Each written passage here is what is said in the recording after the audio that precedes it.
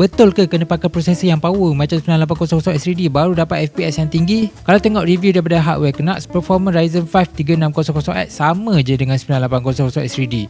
So, macam mana boleh jadi macam tu? Pertama sekali, CPU benchmark yang biasa korang tengok tu dia buat dalam resolusi 1080p. Semakin rendah resolusi, semakin banyak digunakan CPU. Dan bila korang naikkan resolusi ke 1440p ataupun 4K, dia akan lebih kepada GPU. Contohnya, kalau PC korang ada isu CPU bottleneck, korang naikkan resolusi dapat kurangkan bottleneck. Yang kedua, ada dua jenis game iaitu CPU limited dan GPU limited. Sebagai contoh, game yang GPU limited adalah Alan Wake 2, Black Myth Wukong, dan kalau korang tengok performance Ryzen 5 3600X dengan 9800 X3D tak jauh beza pun. Tapi bila korang main game yang CPU limited macam Baldur's Gate 3, Spider-Man Remastered, akan ada rasa perbezaan performance antara 9800 X3D dan prosesor yang lebih rendah. Jadi untuk build PC gaming, penting untuk korang tahu game apa yang korang main untuk tentukan spek yang sesuai. Mesti ada yang pening kan?